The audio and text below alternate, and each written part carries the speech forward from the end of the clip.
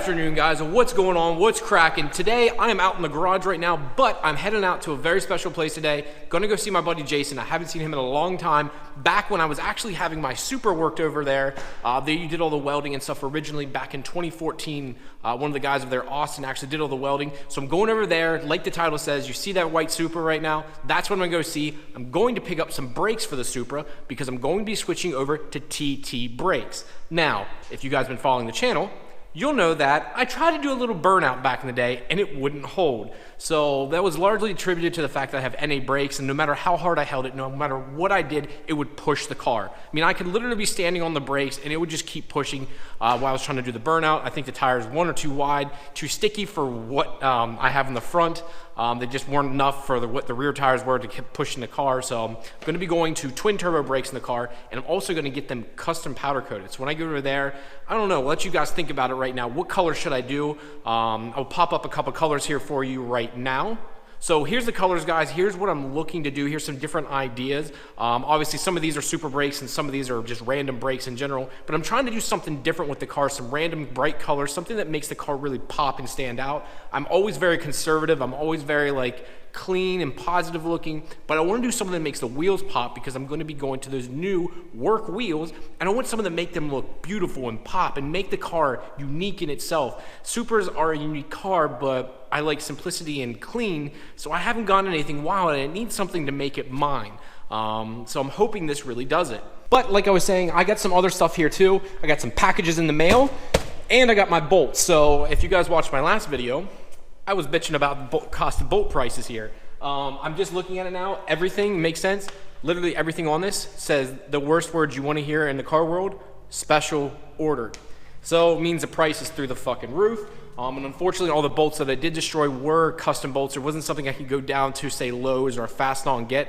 Actually, I shouldn't say that. Fastenal said they could get them, but it was actually even more through them because I only needed one piece or two pieces of the items, and they were going to charge me $20, $25 per bolt just to get them. So it's one of those things. It is what it is. You got to pay to play. It's my own stupidity because I broke the one off. So what are you going to do? But I kind of want to open these packages because I forgot what I ordered. So let's go ahead and open them up real quick.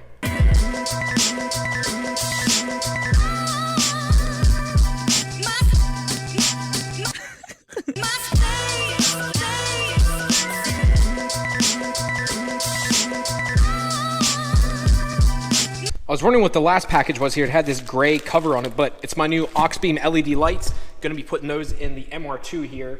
I wanna be putting them in the fog lights here. Something a little bit different, but good. I got some parts. I also got a new filter for my stock catch can on the MR2 and some new T-top, T-top plastic covers.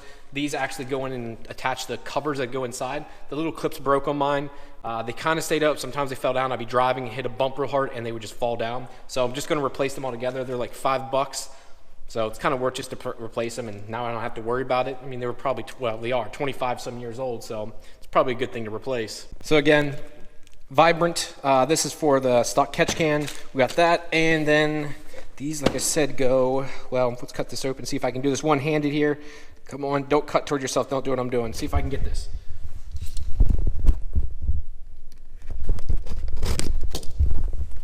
Apparently I can't. There we go.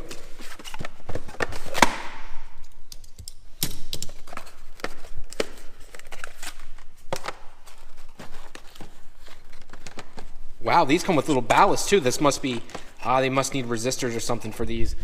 I've never had to deal with this before. These are H3 style bulbs, so I've never dealt with H3 bulbs before. I've never had to do anything with them, so it must need these little resistor packs.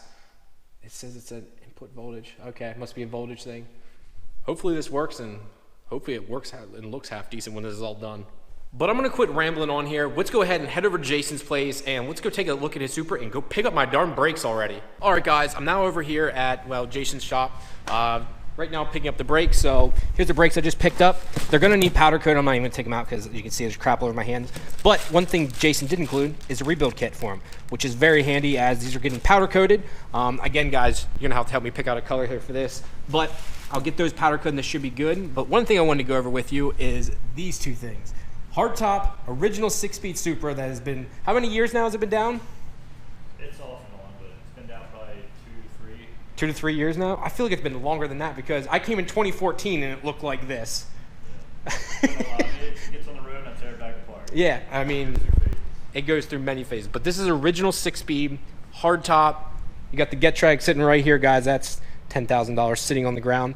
And now it does have stock twins on it right now, but you have the SP big turbo kit and stuff, correct? Yeah, the motor that's going in the car is over on the stand right Oh, now. that's just the stock motor. You're just an extra. The USDM motor that came out of the car, it's an extra.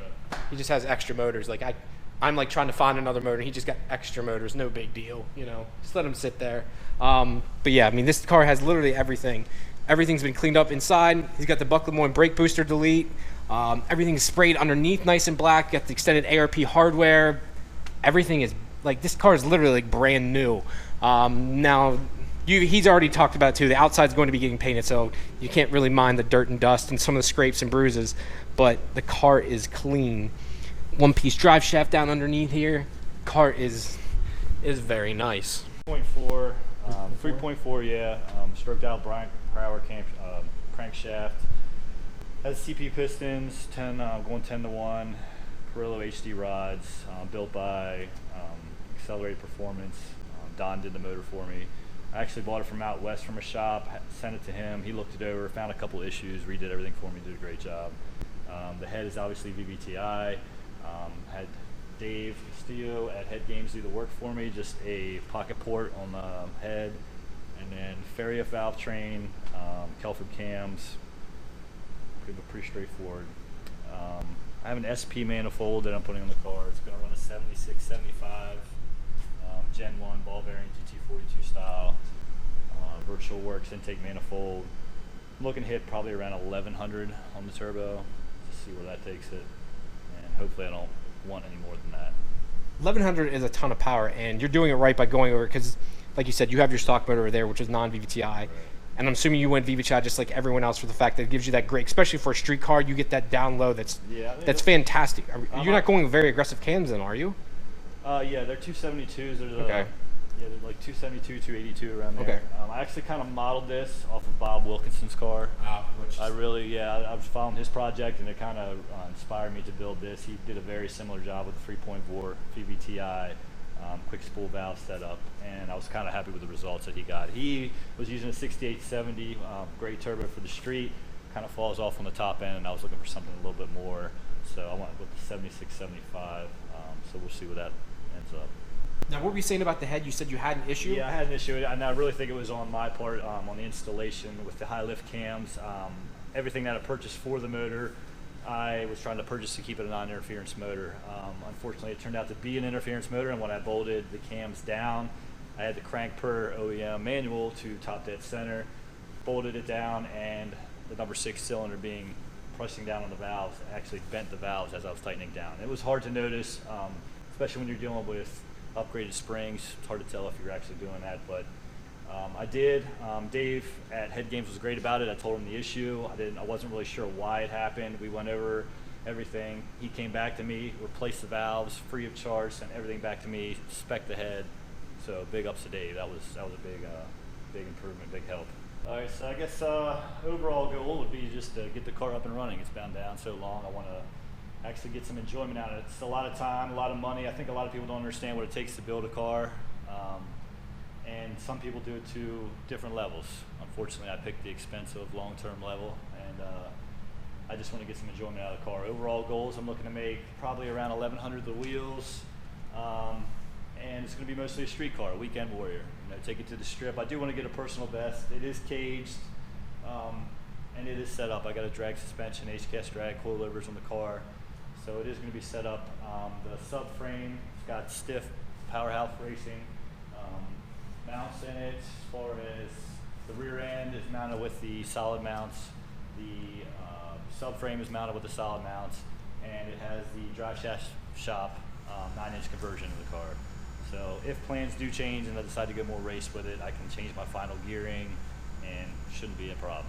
All right, so like I was saying, it started with the rear end. I was going to go with an upgrade. Was just going to rebuild the stock rear end with maybe a TRD diff or something like that, and then not really being sure what I wanted and trying to prepare for the future and have some options, I decided to go with the the 9-inch rear end from the drive shaft shop. When doing that, you know, you get under here and you start seeing all the surface rust and everything, and next thing you know, I'm tearing the whole car apart. So I tore the subframe out. I used all the original hardware. I went through a company in Erie called American Tinning and Galvanizing. They were pretty good with me as far as keeping everything organized and getting it back to me, and they re-zinc coated everything for me, so it's a lot of the original hardware without having to buy that, because that adds up very quickly. Yep. But as you can see, every bushing and all the control arms has been replaced with Super Pro bushings throughout. The solid mounts from Powerhouse Racing, they have fit really well. The diff went, or yeah, the rear end went in without any problems. Did it all by myself without any help. Kind of give an idea, and you can see the undercoating, how well it came out. It does look really good. It was more for prevention than anything. I'm not trying to make a show car or anything, but once you get under here and you kind of see it, once these cars start getting some age to them and the hardware and the rust and everything, it adds up pretty quick. So sure. So if you see, guys, too, he's got nice Sparco seats in here, a full roll cage, all new interior too, right? Except for the doors, the dash is all new, all the dash panels are new. Yeah, I have the door cards, I just haven't put them in yet.